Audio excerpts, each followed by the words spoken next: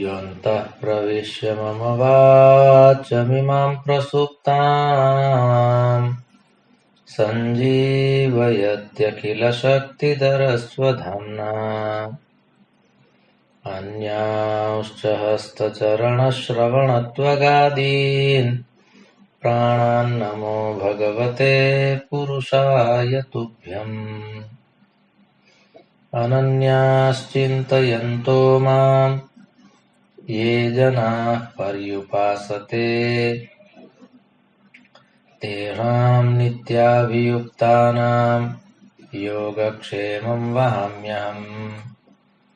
सदाशिवसमारम्भां शङ्कराचार्यमध्यमाम् अस्मदाचार्यपर्यन्तां वन्दे गुरुपरम्पराम्।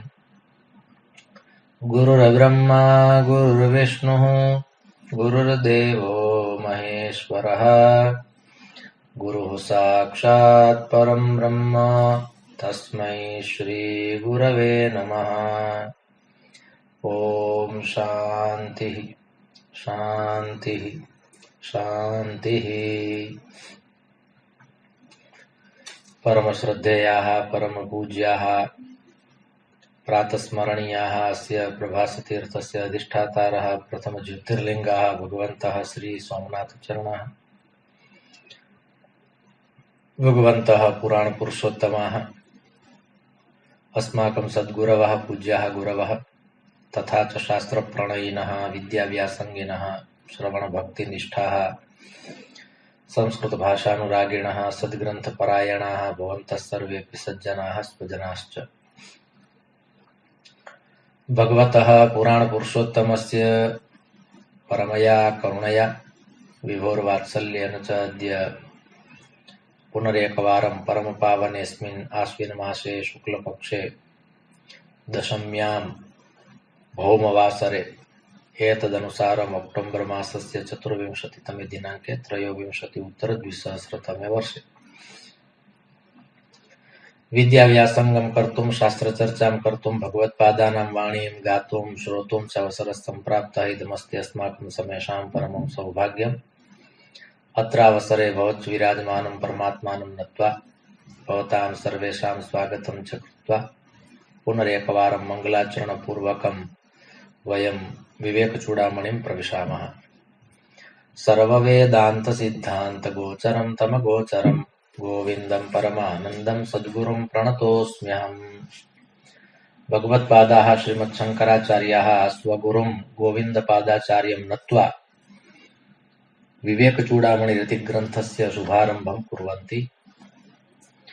अत्र दार्शनिकसिद्धान्तानामेव निरूपणमस्ति इति कृत्वा अयं शुद्धः प्रकरणग्रन्थः अस्ति, किन्तु अत्र आत्मकल्याणाय एव विषयाः निरूपिताः सन्ति। तत्र विषयः चलति ब्रह्मतत्त्वस्य कीदृशमिदं तत्त्वं वा कीदृक् इदं ब्रह्मतत्त्वं तदत्र प्रोक्तम् अस्माभिः तद्ज्ञातम्। अहेयमनुपादेयं मनोवाचामगोचरम् अप्रमेयमनाद्यन्तं ब्रह्मपूर्णमहं महः। अयं शब्दः अस्माभिः ज्ञातः। एतस्मिन् शब्दे अस्माभिः तदपि ज्ञातं यत् एतद् ब्रह्मतत्त्वं यस्य ब्रह्मतत्त्वस्य त्यागं कर्तुं न शक्यते, ग्रहीतुमपि न शक्यते। मनसापि ब्रह्मतत्त्वं ज्ञातुं न शक्यते, वचसापि ब्रह्मतत्त्वं ज्ञातुं न शक्यते। एतस्मिन् विषये न किमपि प्रमाणमस्ति। प्रमाणरहितमिदं तत्त्वम् अनादितत्त्वमस्ति, अनन्तं तत्त्वमस्ति। एतादृशमिदं तत्त्वं पूर्णमस्ति, स्वयमात्मा अस्ति, तेजोमयमिदं तत्त्वम्। इदं ब्रह्मतत्त्वं नाम अयमेव आत्मा। अतः एतस्य ब्रह्मतत्त्वस्य अस्माभिः मिलित्वा उपासना कर्तव्या। कारणमिदमेकं तत्त्वमेव ज्ञेयं तत्त्वमस्ति। एतस्य तत्त्वस्य अस्माभिः सम्यक् प्रकारेण बोधः प्राप्तव्यः इति अस्माकं लक्ष्यं। कारणं भगवत्पादाः विचारयन्ति इदं तत्त्वम् अस्माभिः उपासनीयम् अस्ति। एकेन ज्ञात्वा एकेन विज्ञातेन सर्वं विज्ञातं भवति, एतादृशम् इदं तत्त्वं वर्तते। एतस्य ब्रह्मतत्त्वस्य उपासनया एव अस्माकं जीवनं सार्थकं भवति इति भगवत्पादानाम् अत्र किञ्चित् निरूपणं वर्तते। अतः अस्माभिः एतस्य तत्त्वस्य सम्यक् प्रकारेण परिचयपूर्वकं ज्ञानं प्राप्तव्यमिति एतेषां लक्ष्यम्। एतस्य तत्त्वस्य कदापि त्यागं कर्तुं न शक्यते, निराकरणमपि कर्तुं न शक्यते। पञ्चकोशैः निषेधः कृतः वा पञ्चकोशेभ्यः निषेधः कृतः। अत्र विविधानां निषेधपूर्वकमपि अन्वयरूपं कार्यम् अत्र एतस्य तत्त्वस्य कृतं वर्तते। इदं तत्त्वं तादृशमस्ति। अत्र अन्वयव्यतिरेकाभ्यां यत् स्यात् सर्वत्र सर्वदा इदं तत्त्वम् अस्माभिः ज्ञेयमस्ति, कुत्रचित् अन्वयशब्देन कुत्रचित् व्यतिरेकशब्देन। तर्हि व्यतिरेकशब्देन इदं तत्त्वमपि नास्ति, इदं तत्त्वमपि नास्ति, इदमपि तत्त्वं नास्ति इति व्यतिरेकपूर्वकम्। किन्तु यानि ब्रह्मतत्त्वस्य 20 विशेषणानि अस्माभिः विलोकितानि पूर्वमेव, तानि 20 विशेषणानि किं सूचयन्ति? तानि 20 विशेषणानि सूचयन्ति यद् अन्वयपद्धत्या इदं ब्रह्मतत्त्वं यदि ज्ञेयमस्ति चेत् इदं ब्रह्मतत्त्वं तादृशमस्ति यथा अत्र वर्णितम् एतेषु विशेषणेषु। एतैः विशेषणैः अस्माभिः परिचयः सम्प्राप्तः वर्तते ब्रह्मतत्त्वस्य। एतादृशस्य ब्रह्मतत्त्वस्य कुत्रचित् अन्वयपद्धत्या कुत्रचित् व्यतिरेकपद्धत्या अस्माभिः परिचयः प्राप्तः वर्तते। अत्रापि पञ्चकोशैः वा पञ्चकोशेभ्यः अपि एतस्य तत्त्वस्य निषेधः कृतः अस्ति वा इदं तत्त्वम् एतादृशं नास्ति। अत्र पञ्चकोशानां समावेशः न भवति। अत्र पञ्चकोशेषु पञ्चमः कोशः अस्ति आनन्दमयकोशः। आनन्दमयकोशस्यापि निषेधः इति एकः प्रश्नः तस्मिन् समये जातः आसीत्। किन्तु आनन्दमयकोशः भिन्नः अस्ति, परमात्मनः यत् स्वरूपम् आनन्दमयस्वरूपम् अस्ति तत् स्वरूपं भिन्नम् अस्ति। अतः एतादृशस्य तत्त्वस्य अत्र अस्माभिः उपासना क्रियते। संसारे कदाचित् अस्माभिः तदपि ज्ञातमासीत् यत् सुखम् एकः शब्दः अस्ति, सुखम् एकः शब्दः अस्ति आनन्दः। यस्य आनन्दस्य अनुभूतिः कृता वर्तते ताम् अनुभूतिं वर्णयितुं यदि शब्दाः सन्ति, किमपि सत्पात्रमस्ति तत्र वर्णनं भवति, एवं सुखपूर्वकं तस्य वर्णनं भवति चेत् इदं सुखमस्ति। आनन्दस्य निवेदनम्, आनन्दस्य प्रतिपादनम्, आनन्दस्य निरूपणम्, आनन्दस्य अभिव्यक्तिः अर्थात् सुखम्, एतदपि एक सुखमस्ति। यद् मया यः आनन्दः अनुभूतः स एव आनन्दः मया प्रतिपादितः, निरूपितः। तर्हि एवं प्रकारेण अत्र अन्वयपद्धत्या व्यतिरेकपद्धत्या इदं तत्त्वं किमस्ति? यानि विशेषणानि सन्ति ब्रह्मतत्त्वस्य तान्येव विशेषणानि सन्ति आत्मनः अपि। ब्रह्मणः यद्यद् विशेषणमस्ति तत्तदेव विशेषणम् आत्मनः अपि वर्तते। आत्मापि एतादृश एव अस्ति इति अत्र अस्माभिः ज्ञेयं वर्तते। इदं तत्त्वम् अन्तरहितमस्ति अर्थात् अनन्तमस्ति। आत्मापि तादृशः वर्तते, एतस्य आत्मनः अन्तः नास्ति, परिसमाप्तिः नास्ति, परिपूर्णता नास्ति। कारणम् अयम् आत्मा परिपूर्णः अस्ति। पूर्णमदः पूर्णमिदमिति अस्माभिः ज्ञातम्। तस्य मन्त्रस्य किं दार्शनिकं तत्त्वमस्ति तदपि अस्माभिः ईषत् ज्ञातम्। तदनन्तरम् अत्र एकस्य महावाक्यस्य निरूपणं भगवत्पादाः कुर्वन्ति। किं महावाक्यं तत्? तर्हि अस्ति तत्त्वमसि इति महावाक्यम्। छान्दोग्योपनिषदि इदं महावाक्यं वर्तते। एतस्य महावाक्यस्य अत्र चर्चा कृता अस्ति, तत्त्वमसि। आदौ तदर्थं 2 श्लोकौ उक्तौ स्तः। तयोः द्वयोः श्लोकयोः अनुसन्धानपूर्वकं तत्त्वमसि इत्यस्य महावाक्यस्य किं तात्पर्यमिति अस्माभिः ज्ञेयमस्ति। यदा एकस्य महावाक्यस्य चर्चा भवति चेत् अस्माभिः अन्वयपद्धत्या पुनः त्रयाणामपि महावाक्यानामपि अनुसन्धानं कर्तव्यं भवति इति अस्माकं दायित्वम्। एकस्मिन् महावाक्ये सर्वम् आगच्छति तत् सत्यं, किन्तु चतुर्णामपि वेदानाम् एकमेकं महावाक्यमस्ति, तदपि अस्माभिः स्मर्तव्यम्। अतः आदौ चतुर्णां महावाक्यानां स्मरणपूर्वकं तत्त्वमसि इति वाक्ये अस्माकं प्रवेशः। तर्हि ऋग्वेदस्य महावाक्यमस्ति प्रज्ञानं ब्रह्म, यजुर्वेदस्य महावाक्यमस्ति अहं ब्रह्मास्मि, सामवेदस्य महावाक्यमस्ति तत्त्वमसि, एवं च अथर्ववेदस्य महावाक्यमस्ति अयमात्मा ब्रह्म। इमानि चत्वारि महावाक्यानि कदापि न विस्मर्तव्यानि, कारणम् एतानि वाक्यानि न सन्ति, महावाक्यानि सन्ति।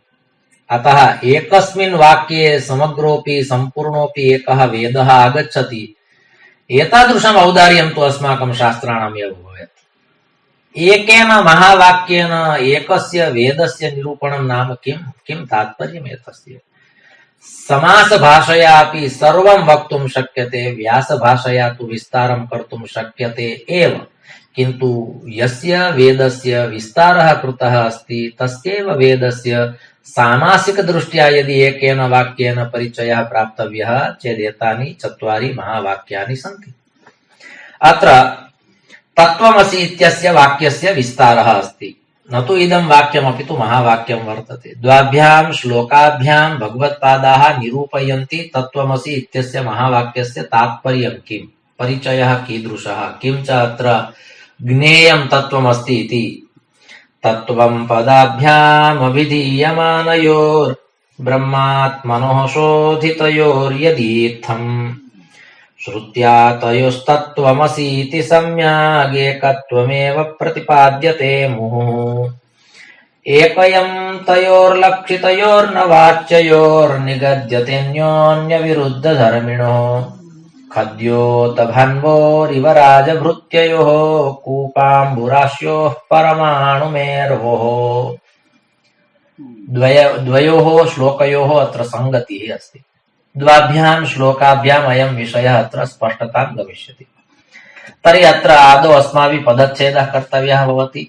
तत्त्वं पदाभ्याम् अभिधीयमानयोः ब्रह्म आत्मनोः शोधितयोः यत् इत्थं श्रुत्या तयोः तत्त्वमसि इति सम्यक् एकत्वम् एव प्रतिपाद्यते मुहुः।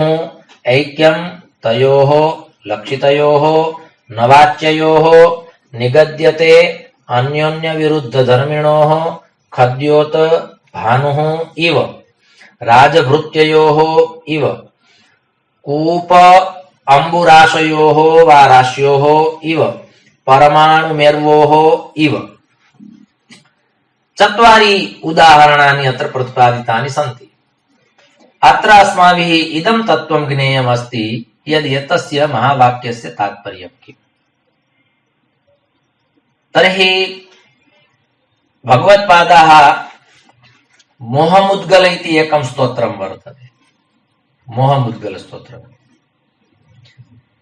तस्मिन् स्तोत्रे अर्थात् चरपट्मञ्जरिका स्तोत्रम्, तत्र एकः श्लोकः अस्ति, कस्त्वं कोऽहं कुत आयातः कामे जननी को मे तातः इति परिभावय सर्वमसारम् विश्वं त्यक्त्वा स्वप्नविचारम् भज गोविन्दं भज गोविन्दं भज गोविन्दं मूढमते प्राप्ते सन्निहिते मरणे नहि नहि रक्षति डुक्रोञ्करणे।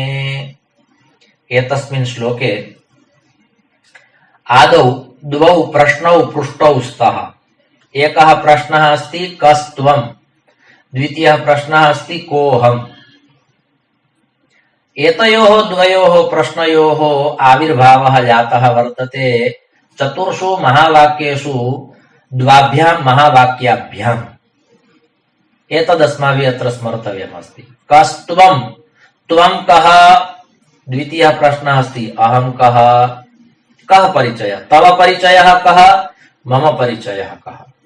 तर्हि कस्त्वं, त्वं कः इत्यस्य प्रश्नस्य उत्तरमस्ति तत्त्वम् असि, त्वं तत् असि। अहं कः इत्यस्य प्रश्नस्य उत्तरमस्ति अहं ब्रह्मास्मि। एवं प्रकारेण अत्र प्रोक्तं वर्तते। भवतु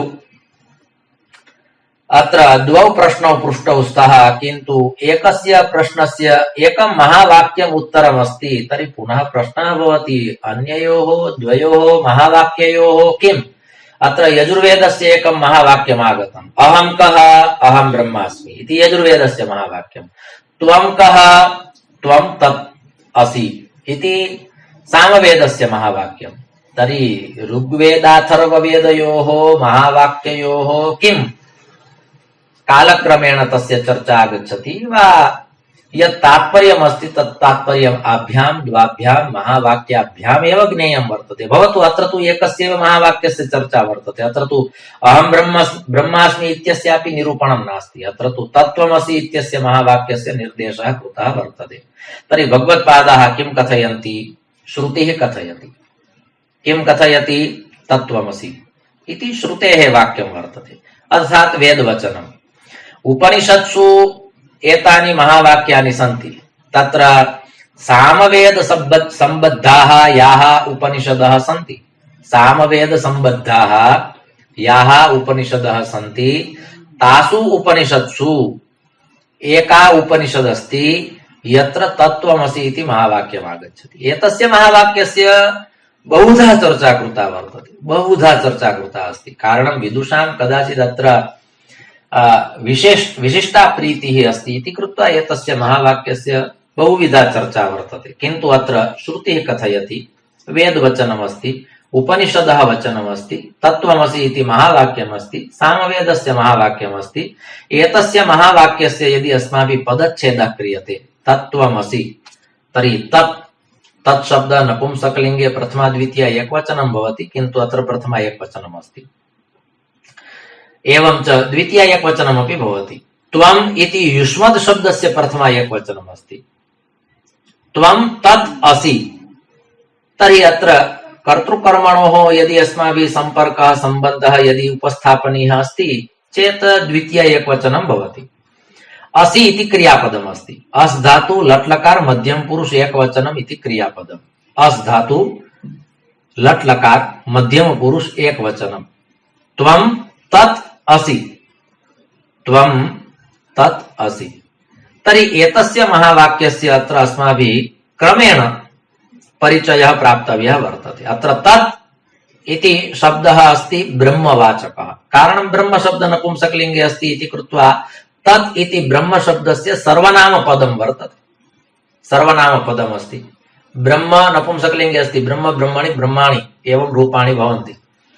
तर्हि ब्रह्म इति नपुंसकलिङ्गे प्रयुक्तं पदं किन्तु विशेष्य पदमस्ति, तस्य विशेषणं वा सर्वनामपदमस्ति तत्। अर्थात् तत् ब्रह्म त्वम् असि, त्वं तत् ब्रह्म असि इति पदच्छेदपूर्वकं यदि महावाक्यस्य अस्माभिः परिचयः ज्ञेयः अस्ति चेत् एतादृशः भवति। तत् पुनश्च भगवत्पादैः अत्र चर्चा कृता वर्तते यत् जीवात्म परमात्मनोः न कश्चित् भेदः इति उक्तमस्ति। जीवात्म परमात्मनोः भेदः नास्ति। अस्माभिः एकस्य वाक्यस्य चर्चा कृता अस्ति, एकस्य श्लोकस्यापि चर्चा कृता वर्तते। स च श्लोकः अस्ति, श्लोकार्धेन प्रवक्ष्यामि यदुक्तं ग्रन्थकोटिभिः ब्रह्म सत्यं जगन्मिथ्या जीवो ब्रह्मैव नापरः। इदं वचनं भगवत्पादानां प्रयाणकाले यदा तेषां शिष्याः पृच्छन्ति यद् भवता यः ज्ञानोपदेशः प्रदत्तः तस्य ज्ञानोपदेशस्य सारः कः? यथा 18 पुराणेषु व्यासस्य वचनद्वयमस्ति, परोपकारः पुण्याय पापाय परपीडनम् इति अर्धश्लोके सर्वाण्यपि 18 पुराणानि आगच्छन्ति। तद्वत् भगवत्पादानां यत् साहित्यमस्ति, ये प्रकरणग्रन्थाः सन्ति, यद् भाष्यमस्ति, यानि स्तोत्राणि सन्ति, तेषां सर्वेषां सारः यदि आगच्छति तादृशं किमपि वचनमस्ति, भगवत्पादाः कथयन्ति आम् वर्तते। किं? तर्हि ब्रह्म सत्यं जगन्मिथ्या जीवो ब्रह्मैव नापरः। अत्र जीवब्रह्मणोः पार्थक्यं नास्ति, भेदः नास्ति इति भगवत्पादानां वचनं। महापुरुषाणां वचनमस्ति यदिदं वचनं श्रीशुकरहस्योपनिषदि वर्तते। किन्तु अस्माभिः शुकरहस्योपनिषत् पठिता, किन्तु इदं वचनं तत्र नास्ति। किन्तु महापुरुषाणां तात्विकी दृष्टिः भवति इति कृत्वा कदाचित् अस्माकं दृष्टिपथे न याति, किन्तु तेषां पथि भवति इति कृत्वा तादृशं किमपि निरूपितं स्यात्। तर्हि अत्र जीवात्म परमात्मनोः न कश्चित् भेदः, अभेद दृष्टिः अत्र अस्ति। कारणं भगवत्पादानां सिद्धान्तः एव वर्तते अद्वैतवादः। तर्हि अद्वैत भावः कदा भवति? यदा द्वैतत्वं नास्ति। ये भक्ताः कवयः सन्ति, भक्ताः कवयः, तत्र भक्तत्वमस्ति, कवित्वमस्ति, तादृशाः भक्तकवयः वा भक्ताः कवयः सन्ति। ते कथयन्ति अद्वैत भावः उत्तमः भावः अस्ति, किन्तु एकस्यामेव अवस्थायां द्वैत भावः आवश्यकः। सा च अवस्था अस्ति भजनावस्था इति कृत्वा तत्र निरूपितं वर्तते द्वैतं भजन हेतवे, द्वैतं भजन हेतवे।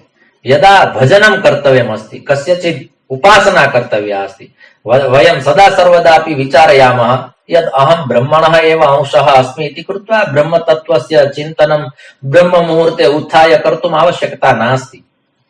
एतादृशः अभिमानः आगच्छति, अनेन अभिमानेन पतनं भवति। अतः यदा भजनं कर्तव्यमस्ति, उपासना कर्तव्या अस्ति, आराधना कर्तव्या अस्ति, साधना कर्तव्या अस्ति, तस्मिन् समये द्वैत भावः आवश्यकः। द्वैतं भजन हेतवे इति उक्तं महापुरुषाणाम् इदं वचनम्। अतः एतद् वचनं न विस्मर्तव्यम्। अनेन वचनेन किं भवति? अहं जीवः अस्मि, मया परब्रह्मणः उपासना कर्तव्या, अहम् अंशः अस्मि, स च अंशी अस्ति, अंशः अंशः अस्ति, अंशी अंशी अस्ति इति कृत्वा अंशेन अंशोः वा अंशिनः उपासना कर्तव्या इति अस्माकं दायित्वमस्ति इति कृत्वा तत्र द्वैत भावः आवश्यकः। अन्यासु सर्वासु अवस्थासु अद्वैत भावः एव उत्तमः। भगवत्पादानाम् अयं सिद्धान्तः वर्तते। कः सिद्धान्तः भगवत्पादानाम्? अद्वैत सिद्धान्तः। अद्वैत सिद्धान्तस्य पुरस्कर्ता अस्ति भगवत्पादः। तर्हि अत्र उक्तं श्रुतिः वदति तत्त्वमसि इत्यस्य अस्माभिः पदच्छेदः कृतः। तर्हि एतस्य वाक्यस्य वारं वारम् उच्चारणं कर्तव्यमस्ति। मुहुः मुहुः एतस्य पदस्य, एतस्य वाक्यस्य अस्माभिः मन्त्ररूपेण रटनं कर्तव्यमस्ति। तत्त्वमसि तत्त्वमसि तत्त्वमसि तत्त्वमसि इति तत्र कश्चित् एकः न्यायः अस्ति, कीटभ्रमरन्यायः। तर्हि कीटभ्रमरन्यायवत् पुनः भवति। अत्र कीटभ्रमरे इत्यस्मिन् न्याये अपि किम् अस्ति? कीटः जीवः अस्ति, भ्रमरः ब्रह्म अस्ति। कीटः भ्रमरस्य चिन्तनं करोति चेत् कीटः भ्रमरः भवति। तद्वत् जीवः अपि ब्रह्मणः भजनं करोति चेत् कालक्रमेण अयं जीवः ब्रह्मत्वं प्राप्नोति। अत्र कीटभ्रमरन्यायस्यापि तात्पर्यं किम् अस्ति? कीटः भ्रमरस्य अखण्डिततया चिन्तनं करोति, अखण्डधारया चिन्तनं करोति इति कृत्वा अत्र कीटः नाम जीवः, भ्रमरः नाम ब्रह्म। कीटभ्रमरन्यायेन जीवः ब्रह्मत्वं प्राप्नोति। जीवो ब्रह्मैव नापरः। एतद् वचनं सिद्धं भवति। अस्तु, तर्हि अत्र जीवात्मनः सम्पर्कः सम्बन्धः केनचित् अस्ति चेत् ब्रह्मणा सह अस्ति। एकम् इदं ब्रह्मतत्त्वं तादृशम् अस्ति येन एकेन ब्रह्मतत्त्वेन सह अस्माकं सम्पर्कः सदा सर्वदा भवेत्। इदमेकं स्थानं तादृशम् अस्ति यस्य स्थानस्यैव अस्माभिः चिन्ता कर्तव्या अस्ति, यस्य स्थानस्य अस्माभिः चिन्तनं कर्तव्यमस्ति, यस्य स्थानस्य अस्माभिः मननं कर्तव्यमस्ति। इदानीं संसारे समाजे चिन्तनकुमाराः बहवः सन्ति, मननकुमाराः न्यूनाः सन्ति। अत्र चिन्तनं कुर्वन्ति, ततोप्यधिकाः श्रवणकुमाराः बहवः सन्ति।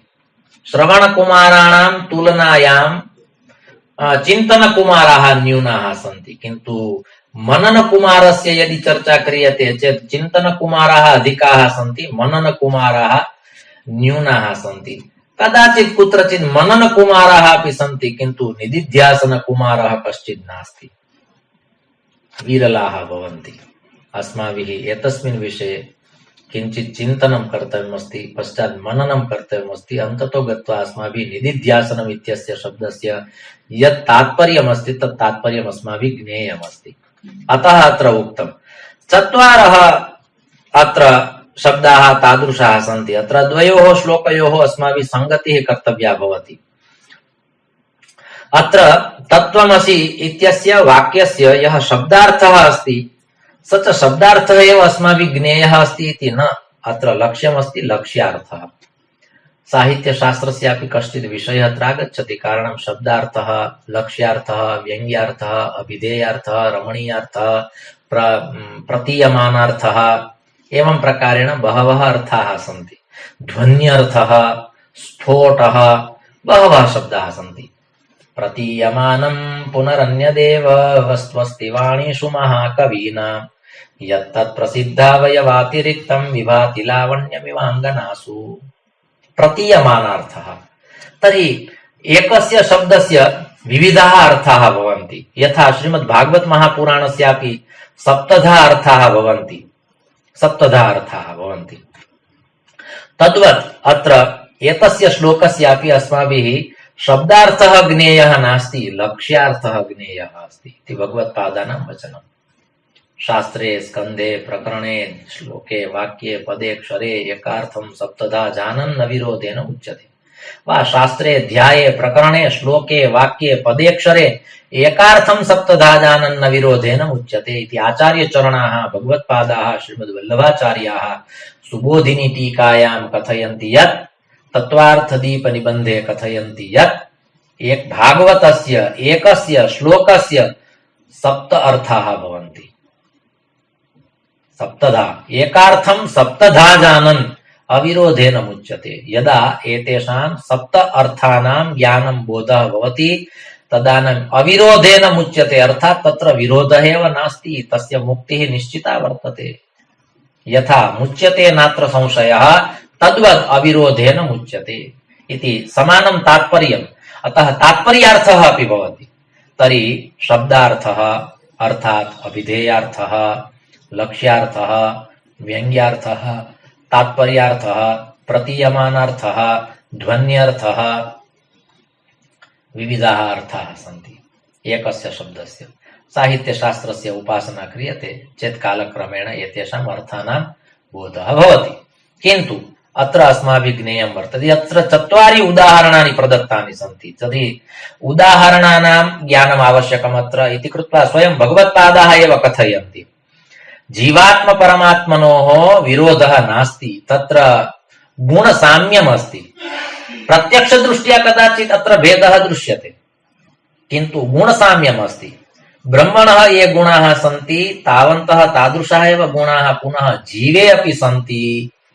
भवतु सर्वेपि गुणाः न सन्ति, किन्तु तस्यैव अंशः अस्ति इति कृत्वा पितरि यद् भवति तत् पुत्रे आगच्छति।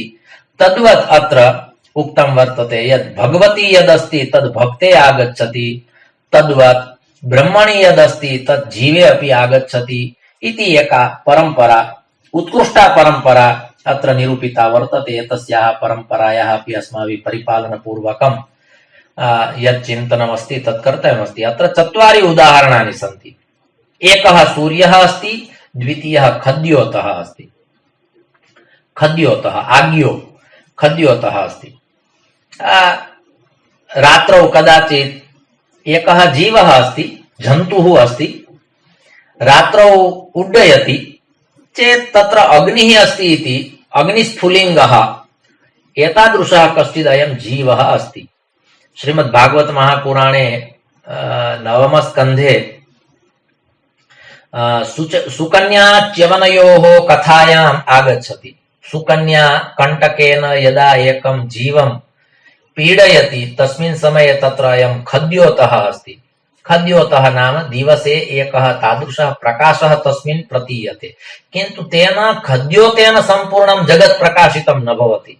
सूर्यः भिन्नः, खद्योतः भिन्नः, किन्तु अत्र भगवत्पादाः कथयन्ति खद्योतः नाम त्वं, सूर्यः नाम तत्। खद्योतः नाम जीवः, सूर्यः नाम ब्रह्म। तर्हि एकम् उदाहरणमस्ति अत्र सूर्य खद्योतयोः। खद्योत भान्वोरिव, अत्र भान्वोरिव, अत्र भानुः शब्दः अस्ति, भानोः इव,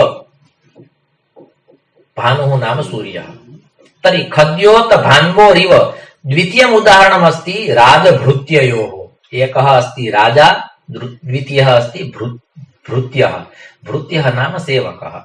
तर्हि सेवकः नाम जीवः, राजा नाम ब्रह्म। एतयोः द्वयोः पुनः अत्र एकम् उदाहरणं दत्तम्, अर्थात् द्वितीयम् उदाहरणं राजा अस्ति, सेवकः अस्ति। तृतीयम् उदाहरणमस्ति कूपाम्बुराश्योः। एकः कूपः अस्ति, द्वितीयः अम्बुराशिः अस्ति। तृतीयम् उदाहरणं कूपः नाम जीवः, अम्बुराशिः नाम समुद्रः ब्रह्म।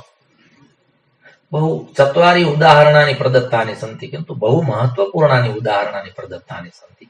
कूपस्यापि एका मर्यादा भवति, जीवस्यापि एका मर्यादा भवति, किन्तु सागरः, अम्बुराशिः, जलधिः, पयोधिः, वाराम्निधिः, वारिधिः, रत्नाकरः असीमितः अस्ति। अतः तस्य समुद्रस्य तुलना कृता वर्तते ब्रह्मणा सह, कूपस्य तुलना कृता अस्ति जीवात्मना सह, अर्थात् जीवः अर्थात् कूपः। एतस्य एका मर्यादा भवति। कूपमण्डुकत्वेन प्रायः मनुष्याणां जीवनं गच्छति। एकस्मिन् कूपे यथा एकः जीवः अस्ति, मण्डुकः अस्ति, सः मण्डुकः विचारयति यद् इदमेव विश्वं वर्तते। अयं कूपः, कूपस्य यद् वातावरणम् अस्ति, कूपस्य यद् पर्यावरणम् अस्ति, एतस्मिन् पर्यावरणे एव समग्रं विश्वम् आगच्छति। किन्तु यदा सः मण्डुकः कूपं त्यक्त्वा केनचित् कारणेन समुद्रं प्रविशति, पश्चात् ज्ञानं भवति, ओ एतादृशं ब्रह्माण्ड तत्त्वमस्ति इति तु अहं न ज्ञातवान्। तद्वत् मनुष्यः शनैः शनैः शास्त्राणि श्रुत्वा श्रुत्वा श्रुत्वा यदा अग्रसारितः भवति, पश्चात् कालक्रमेण बोधः भवति, अहं तु जीवः, किन्तु मम लक्ष्यमस्ति ब्रह्म, मम यात्रा तादृशी वर्तते। अतः अत्र तृतीयम् उदाहरणं प्रदत्तं वर्तते। एकः अस्ति कूपः, द्वितीयः अस्ति अम्बुराशिः। नेदं नभो मण्डलम् अम्बुराशि नैताश्चतारा नवफेन भङ्गा। एतादृशः एकः श्लोकः तत्र साहित्यदर्पणे अस्ति, 10मे परिच्छेदे, तस्य स्मरणं भवति। अम्बुराशिः शब्दः तत्र अस्ति इति कृत्वा। तर्हि अम्बुराशिः नाम सागरः, समुद्रः, रत्नाकरः। चतुर्थम् उदाहरणमस्ति परमाणु मेर्वो। एकः अस्ति परमाणु, द्वितीयः अस्ति सुमेरुपर्वतः। सुमेरुपर्वतः नाम ब्रह्मतत्त्वं, परमाणु नाम जीवः। तर्हि चतुर्षु उदाहरणेषु एकं तत्त्वमस्ति सर्वसामान्यं तत्त्वं, द्वितीयं तत्त्वमस्ति लक्ष्यं तत्त्वम्। अस्माभिः किं साधनीयमस्ति, किम् उपासनीयमस्ति, किम् आराधनीयमस्ति, किं प्राप्तव्यमस्ति, तदत्र निरूपितं वर्तते। अतः अत्र प्रोक्तं द्वितीयः यः श्लोकः अस्ति, ऐक्यं तयोर्लक्षितयोर्न वाच्ययोर्निगद्यतेऽन्योन्य विरुद्ध धर्मिणोः खद्योत भान्वो रिवराज भृत्ययोः कूपाम्बुराश्योः परमाणु मेर्वोः। एतस्मिन् श्लोके चत्वारि उदाहरणानि प्रदत्तानि सन्ति। एकः अस्ति खद्योतः, द्वितीयः अस्ति सूर्यः। खद्योतः नाम जीवः, सूर्यः नाम ब्रह्म। द्वितीयम् उदाहरणमस्ति राजा एवं च भृत्यः। राजा अर्थात् ब्रह्मतत्त्वं, भृत्यः अर्थात् सेवकः नाम जीवः। तृतीयम् उदाहरणमस्ति कूपाम्बुराशि, कूपाम्बुराश्योः इति अत्र उक्तम्। तर्हि कूपाम्बुराश्योः अर्थात् एकः कूपः अस्ति, द्वितीयः अस्ति अम्बुराशिः। अम्बुराशिः नाम समुद्रः अर्थात् ब्रह्म, कूपः अर्थात् जीवः। एवं च चतुर्थम् उदाहरणमस्ति परमाणु मेर्वोः। एकः अस्ति परमाणुः, द्वितीयः अस्ति सुमेरुपर्वतः। तर्हि परमाणु सूक्ष्मातिसूक्ष्ममिदं तत्त्वमस्ति, अर्थात् जीवः सूक्ष्मातिसूक्ष्मः वर्तते। भागो जीवस्य विज्ञेयः स चानन्त्याय कल्पते इति जीवस्य या परिभाषा उपनिषदि प्रदत्ता वर्तते। बालाग्रशतभागस्य शतधा कल्पितस्य च भागो जीवस्य विज्ञेयः स चानन्त्याय कल्पते। तर्हि अत्र उक्तं वर्तते बालाग्रशतभागस्य जीवस्य परिमाणं किम्? जीवस्य परिमाणं किम्? जीवः कियान् अस्ति? कीदृशः जीवः अस्ति? तर्हि एकस्य केशस्य अग्रिमभागः यः अस्ति, तस्य अग्रिमभागस्य शतविभागाः क्रियन्ते, शतखण्डाः भवन्ति। तस्मात् एकः खण्डः स्वीकर्तव्यः, पुनश्च तस्य खण्डस्य शतभागाः कर्तव्याः, पश्चात् यः एकः भागः अस्ति, जीवः तादृशः अस्ति, तावान् अस्ति। यदि एतादृशः प्रश्नः अत्र अस्माभिः विज्ञानजगति यदा एषः प्रश्नः उपस्थाप्यते, एवं च उत्तरं प्राप्तुं यदि अवसरः अस्ति चेत् तत्र अवसरः नास्ति। वर्तमानकाले विज्ञानयुगे यन्त्राणाम् उपयोगं कृत्वा यदि अस्माभिः प्रश्नः क्रियते तत्र यत् जीवस्य परिमाणं किम्, जीवः कियान् अस्ति, कीदृशः अस्ति, तर्हि उत्तरं न दास्यति। किन्तु अस्माकं ऋषीणां मुनीनाम् इदं चिन्तनम् अस्ति यत् जीवः कीदृशः सूक्ष्मातिसूक्ष्मः अस्ति, तदर्थमत्र शब्दः प्रयुक्तः अस्ति परमाणुः। जीवः अर्थात् परमाणुः, एवं च ब्रह्म अर्थात् सुमेरुपर्वतः अर्थात् विशालः अस्ति। एतादृशस्य विशालस्य पर्वतस्य प्राप्तिः परमाणुः यदि इच्छति चेद् विशालपर्वतस्य सुमेरुपर्वतस्य प्राप्तिः भवति। अतः सुमेरुः अर्थात् एकः सुमेरु नाम्नः पर्वतः अपि अस्ति वा सुमेरु इत्यस्यैव अर्थः पर्वतः भवति। अर्थात् सर्वेपि पर्वताः अत्र आगच्छन्ति, किन्तु एकः सुमेरु पर्वतः अस्ति। मेरुः शिखरिणामहम् इति भगवतः एका विभूतिः भगवद्गीतायां निरूपिता वर्तते। स्थावराणां हिमालयः, किन्तु मेरुः शिखरिणामहम् इति भगवता प्रोक्तं वर्तते। भगवद्गीतायां 10मः अध्यायः बहु चिन्त्यः अस्ति, विभूतियोगः अस्ति। किन्तु अत्र वेदस्य इदं यद् महावचनम् अस्ति, महावाक्यम् अस्ति, अस्माभिः तदर्थम् इयं चर्चा कृता आसीत्। एतस्य महावाक्यस्य अस्माभिः चर्चा कर्तव्या वर्तते। यद् महावाक्यम् अस्ति तत्त्वमसि। आभ्यां द्वाभ्यां श्लोकाभ्याम् इयं चर्चा पुनः अग्रसारिता भगवत्कृपया भविष्यति। विभोः अनुकम्पया पुनः इदं व्याख्यानं भगवच्चरणयोः समर्प्य द्वाभ्यां श्लोकाभ्याम् अस्माभिः परिसमाप्तिः क्रियते एतस्य सत्रस्य, एतस्य व्याख्यानस्य, एतेषां वचनानाम्। धर्मस्य विजयो भूयाद् धर्मस्य पराभवः, प्राणिनां चैव सद्भावः भूयाद् विश्वस्य मङ्गलम्। सर्वे भवन्तु सुखिनः, सर्वे सन्तु निरामयाः, सर्वे भद्राणि पश्यन्तु, मा कश्चित् दुःखभाग् भवेत्। ॐ शान्तिः शान्तिः शान्तिः। ॐ